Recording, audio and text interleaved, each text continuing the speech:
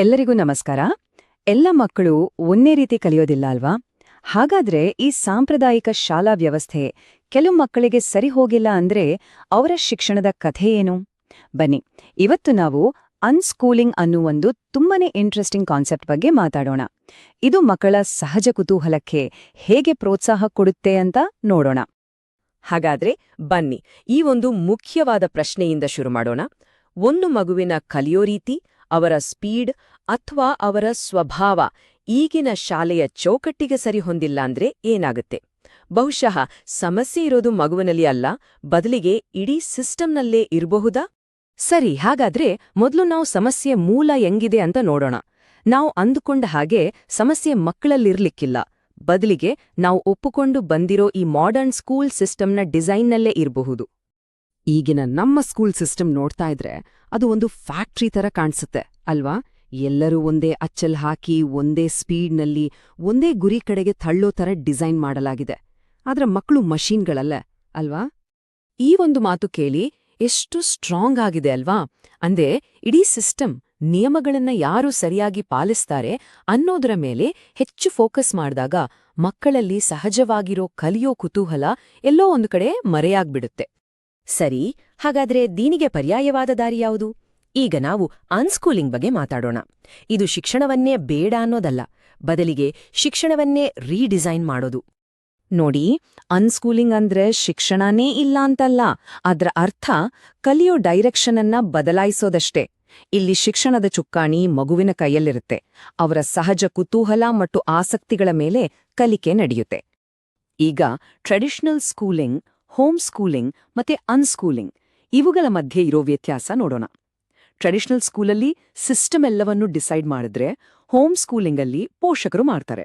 ಆದ್ರೆ ಅನ್ಸ್ಕೂಲಿಂಗಲ್ಲಿ ಮಗುವೇ ತಮ್ಮ ಕಲಿಕೆಯ ಲೀಡರ್ ಆಗಿರುತ್ತೆ.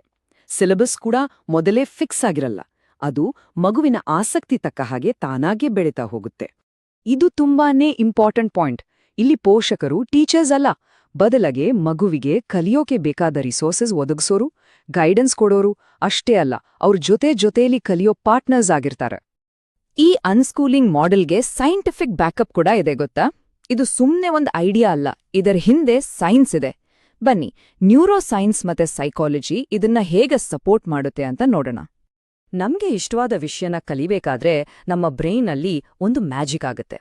ಡೋಪಮೈನ್ ಅನ್ನೋ ಒಂದು ಹ್ಯಾಪಿ ಕೆಮಿಕಲ್ ರಿಲೀಸ್ ಆಗುತ್ತೆ. ಇದರಿಂದ ಒಂದು ಅದ್ಭುತ ಸೈಕಲ್ ಶುರುವಾಗುತ್ತೆ. ಕುತೂಹಲದಿಂದ ರಿಸರ್ಚ್ ಮಾಡ್ತೀವಿ, ರಿಸರ್ಚ್ ಮಾಡೋದ್ರಿಂದ ಸ್ಕಿಲ್ಸ್ ಬರುತ್ತೆ, ಆ ಸ್ಕಿಲ್ಸಿಂದ ಇನ್ನೂ ಹೆಚ್ಚು ಕುತೂಹಲ ಬರುತ್ತೆ. ಹೀಗೆ ಕಲಿಕೆ ಅನ್ನೋದು ಒಂದು ಬೋರಾಗೋ ಕೆಲಸ ಆಗೋದಿಲ್ಲ, ಬದಲಿಗೆ ಒಂದು ಮಜವಾದ ಆಟ ಆಗುತ್ತೆ. ಸೈಕಾಲಜಿಯಲ್ಲಿ ಸೆಲ್ಫ್ ಡಿಟರ್ಮಿನೇಷನ್ ಥಿಯರಿ ಅಂತ ಒಂದಿದೆ. ಇದರ ಪ್ರಕಾರ ಮನುಷ್ಯನಿಗೆ 3 ಮುಖ್ಯವಾದ ಅಗತ್ಯಗಳಿರುತ್ತೆ. ಮೊದಲನೇದು ಆಟೋನಮಿ, ಅಂದ್ರೆ ತಮ್ಮ ನಿರ್ಧಾರಗಳನ್ನ ತಾವೇ ತಗೊಳ್ಳೋ ಸ್ವಾತಂತ್ರ್ಯ. ಎರಡನೇದು ಕಾಂಪಿಟೆನ್ಸ್, ಅಂದ್ರೆ ತಾವು ಮಾಡೋ ಕೆಲ್ಸದಲ್ಲಿ ಎಕ್ಸ್ಪರ್ಟ್ ಆಗೋದು. ಮೂರನೇದು ರಿಲೇಟೆಡ್ನೆಸ್, ಅಂದ್ರೆ ಬೇರೆಯವರ ಜೊತೆ ಒಳ್ಳೆ ಸಂಬಂಧ ಇಟ್ಕೊಳ್ಳೋದು. ಈ 3 ಸೇರ್ದಾಗ ಮೋಟಿವೇಶನ್ ತಾನಾಗಿಯೇ ಬರುತ್ತೆ. ಅನ್ಸ್ಕೂಲಿಂಗ್ ಇದೇ ಪ್ರಿನ್ಸಿಪಲ್ ಮೇಲೆ ನಿಂತಿದೆ. ಸರಿ, ಇದೆಲ್ಲ ಕೇಳೋಕೆ ತುಂಬಾ ಚೆನ್ನಾಗಿದೆ, ಆದ್ರೆ ಪ್ರಾಕ್ಟಿಕಲ್ ಆಗಿ ಯೋಚನೆ ಮಾಡಿದ್ರೆ ಕೆಲವು ದೊಡ್ಡ ಪ್ರಶ್ನೆಗಳು, ಕೆಲವು ಡೌಟ್ಸ್ ಬಂದೇ ಬರುತ್ತೆ. ಬನ್ನಿ, ಈಗ ಅದಕ್ಕೆ ಉತ್ತರ ಹುಡ್ಕೋಣ. ಇದು ಎಲ್ಲರಿಗೂ ಬರುವ ಮೊದಲನೇ ಮತ್ತು ಅತಿ ದೊಡ್ಡ ಚಿಂತೆ. ಮಕ್ಕಳು ಮ್ಯಾಥ್ಸ್, ಸೈನ್ಸ್ ತರ ಇಂಪಾರ್ಟೆಂಟ್ ಸಬ್ಜೆಕ್ಟ್ಸ್ ಕಲಿಯದೇ ಇದ್ರೆ ಏನ್ ಮಾಡೋದು? ಅವ್ರ ಹಿಂದೆ ಉಳಿದ್ಬಿಟ್ರೆ? ಚೆನ್ನಾಗಿ ಪ್ಲಾನ್ ಮಾಡಿದ ಅನ್ಸ್ಕೂಲಿಂಗ್ ಸಿಸ್ಟಮ್ನಲ್ಲಿ ಮಕ್ಕಳು ಎಲ್ಲವನ್ನೂ ಕಲಿತಾರೆ, ಆದ್ರೆ ಬೇರೆ ರೀತಿಯಷ್ಟೇ. ಉದಾಹರಣೆಗೆ, ಗಾರ್ಡನಿಂಗ್ ಮಾಡೋ ಒಂದು ಪ್ರಾಜೆಕ್ಟ್ನಲ್ಲೇ ಮ್ಯಾಥ್ಸ್, ಸೈನ್ಸ್, ಎನ್ವೈರ್ನ್ಮೆಂಟ್ ಸ್ಟಡೀಸ್ ಎಲ್ಲವೂ ಸೇರ್ಕೊಂಡಿರುತ್ತೆ. ಅಷ್ಟೇ ಅಲ್ಲ, ಇಂಡಿಯಾದಲ್ಲಿ NIOS ಅಂದ್ರೆ national institute of open schooling ಮೂಲಕ ಎಕ್ಸಾಮ್ ಬರೆದು ಅಫಿಷಿಯಲ್ ಸರ್ಟಿಫಿಕೇಟ್ ಕೂಡ ಪಡ್ಕೋಬಹುದು. ಇನ್ನೊಂದು ಕಾಮನ್ ಆಗಿ ಕೇಳೋ ಪ್ರಶ್ನೆ, ಸ್ಕೂಲ್ಗೆ ಹೋಗದೇ ಇದ್ರೆ ಮಕ್ಕಳು ಬೇರೆಯವ್ರ ಜೊತೆ ಬೆರೆಯೋದು ಹೇಗೆ? ಸೋಷಿಯಲೈಸೇಷನ್ ಕಥೆ ಏನು? ಪ್ರಾಕ್ಟಿಕಲ್ ಆಗಿ ಹೇಳೋದಾದ್ರೆ ಅನ್ಸ್ಕೂಲಿಂಗ್ನಿಂದ ಸಿಗೋ ಸೋಷಿಯಲ್ ಎಕ್ಸ್ಪೀರಿಯನ್ಸ್ ಇನ್ನೂ ಹೆಚ್ಚು ರಿಯಲಿಸ್ಟಿಕ್ ಆಗಿರುತ್ತೆ. ಯಾಕಂದ್ರೆ ಮಕ್ಕಳು ಕೇವಲ ಅವರ ವಯಸ್ಸಿನವರ ಜೊತೆ ಮಾತ್ರ ಬೆರೆಯೋದಿಲ್ಲ, ಬದಲಿಗೆ ಬೇರೆ ಬೇರೆ ವಯಸ್ಸಿನ, ಬೇರೆ ಬೇರೆ ಬ್ಯಾಕ್ಗ್ರೌಂಡ್ ಇರೋ ಜನರ ಜೊತೆ ರಿಯಲ್ ವರ್ಲ್ಡ್ನಲ್ಲಿ ಬೆರೆಯೋ ಅವಕಾಶ ಸಿಗುತ್ತೆ. ಸರಿ, ನಾವೀಗ ನಮ್ಮ ಚರ್ಚೆಯ ಕೊನೆ ಹಂತಕ್ಕೆ ಬಂದಿದ್ದೀವಿ. ಈಗ ಯಾವುದು ಸರಿ, ಯಾವುದು ತಪ್ಪು ಅನ್ನೋ ಚರ್ಚೆ ಬಿಟ್ಟು ಶಿಕ್ಷಣದ ನಿಜವಾದ ಗುರಿ ಏನು ಅಂತ ಯೋಚಿಸೋಣ. ಒಂದು ಚೌಕದ ವಸ್ತುವನ್ನು ವೃತ್ತದ ರಂಧ್ರದಲ್ಲಿ ಹಾಕೋಕೆ ಪ್ರಯತ್ನಿಸಿದ ಹಾಗೆ ಅಲ್ವಾ? ಎಲ್ಲಾ ಮಕ್ಕಳನ್ನು ಒಂದೇ ಸಿಸ್ಟಮ್ಗೆ ಫಿಟ್ ಮಾಡೋಕೆ ಆಗಲ್ಲ. ಪ್ರತಿಯೊಂದು ಮಗು ಕೂಡ ಯುನೀಕ್. ಅವರಿಗೆ ಸರಿಹೊಂದುವಂತ ಕಲಿಕೆಯ ದಾರಿಯನ್ನ ಹುಡುಕಿಕೊಡೋದೇ ನಮ್ಮ ನಿಜವಾದ ಗುರಿಯಾಗಿರ್ಬೇಕು.